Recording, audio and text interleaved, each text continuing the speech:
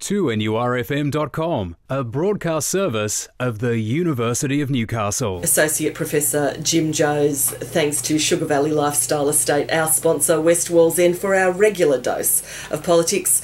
Good morning, Jim. The weather is strange. The politics is even stranger, I think. Well, volatile, I guess. It just keeps changing all over the place. It's wonderful. Now it is wonderful. Well, I guess it is to some extent, because it makes it interesting for students of political science, most definitely. I think if it's a lived experience and you're in a business or otherwise, sometimes it's nice just to have, some steadiness. But speaking of being in a business in Australia at the moment, things will change, it seems, because of this huge agreement that's been drawn up between 12 nations, Australia being one of them, called the Trans-Pacific Partnership. What is it, Jim? Well, the Trans-Pacific Partnership has largely been in development for the past sort of 7 or 8 years. Back in, I suppose, 2005, thereabouts, 4 nations were involved in putting an agreement together in an economic agreement involving, I think it was New Zealand, Chile, Brunei and Singapore. And then around about 2008, 8 other countries began to also be involved. So there's now 12 countries, including Australia, the United States, Mexico, Canada, Japan, Malaysia, and a couple of others. The idea is to establish a sort of a free trade agreement where everybody is supposed to benefit from freeing up trading relations and reducing tariffs and protection. And the Trans-Pacific Partnership will account for about 40% of global trade. So it's a big deal. However, there are lots of curious things, and the secrecy within which this has all been done in secret. I mean, the government itself, apart from the members of the Department of Foreign Affairs and Trade who have been involved in negotiating Australia's role in this, apart from them, very few people within the government and almost nobody within the Parliament has actually seen the full treaty. WikiLeaks has leaked various chapters of it, so we have some idea of what's involved and also some idea of the evolution of this.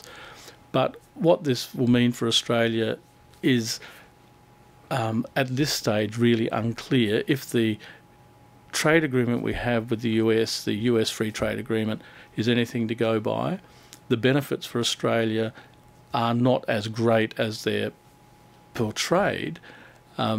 The issues around who gets sort of privileged and who doesn't is a really important one. And with this Trans-Pacific Partnership, the way in which intellectual property will work in a whole range of areas is likely to be very contentious. I mean, we've had some news out about the way in which pharmaceutical products, for example, various drugs and the generic versions of them. That was a win, though, wasn't it, to some extent? In part, it's a delaying process rather than a change of philosophy. Within the Trans-Pacific Partnership, there are various provisions that prevent generic versions of medicines from coming onto the market too quickly. The problem, I think, is that it's not so much allowing pharmaceutical companies the appropriate space in which to benefit from their inventions, but the multiple ways in which an invention can be reinvented.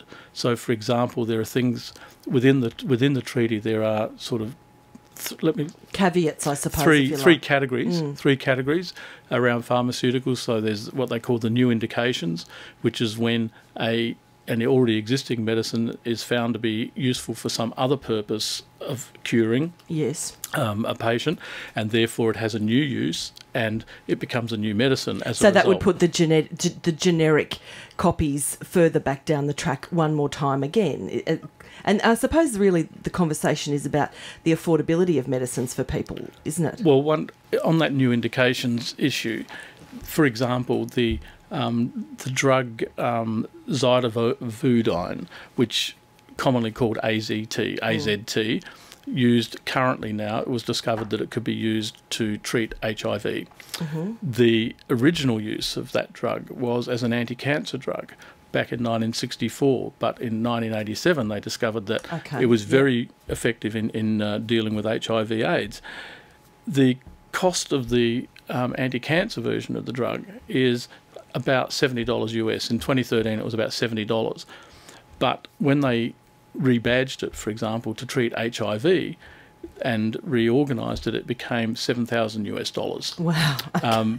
And then there was this, as you might recall, the issues around South Africa trying to and Southern Africa Trying to gain access to the generic version, and the pharmaceutical companies were selling it at a premium. So these are the sorts of things that can. What are the other two categories? I know you said there were three, just briefly. The new formulation, which you have a different version of the drug, so Okay. you just reorganise it, and new methods of administering. So if you change the way in which you invent a new way of administering it, it effectively becomes a new drug. Okay. So the generic brands have to then, shall we say, the generic versions have to wait. But this is just around pharmaceuticals and the intellectual property there. But if we look at agriculture, the issue of seeds and plants and a whole range of things there are also subject to intellectual property. And it's not that there shouldn't be protection for the intellectual property, but, you know, for example, if you're talking about seeds, farmers swap seeds, they rotate their crops, they do all sorts of things. And in various developing countries, there are traditional methods and ways of farming that will run foul of, shall we say, the TPP intellectual property provisions.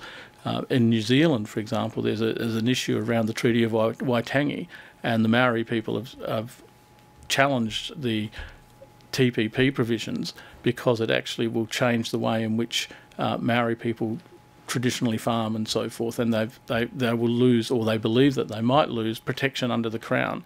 The New Zealand government is of the view that the Treaty of Waitangi is not going to be affected by this, but that Okay. remains to be seen. So are there any upsides? Because there has been, you know, quite a big to-do made of this partnership that we've been involved in, and the government's saying it will be good for Australian business. It will open up new markets that otherwise have been difficult.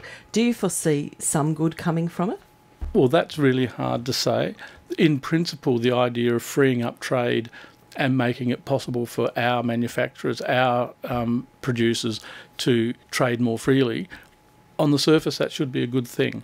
However, the way in which these treaties are negotiated and the terms under which they operate are nearly always tilted in favour of the major corporate players who are expanding, if you like, they're extending their global reach. And this is not to simply say that you know, an anti-corporation type thing, but it's really important to understand that the way in which these deals are done are for the large players.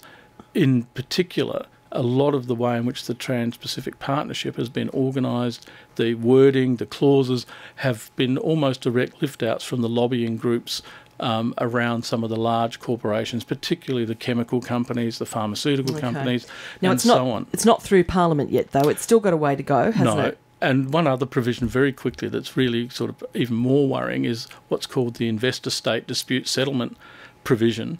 Now, this is not in itself abnormal or the wrong thing to happen or whatever, because once upon a time when countries were drawing up trade relations at different times, sometimes one of the countries might have a not a very robust legal system, so a provision was built into the treaties to enable investors to be able to sue governments if they breach the treaty in improper ways. Now, this is a provision within the TPP, but what it means is that an investor can take the government to court if it believes the government has enacted legislation in the country that breaches the treaty. So, for example, currently Philip Morris are challenging the Australian government over its plain paper packaging, and under the Trans-Pacific Partnership, this would empower Philip Morris far more than the Australian government. Well, that's not good. And another dimension to this very quickly is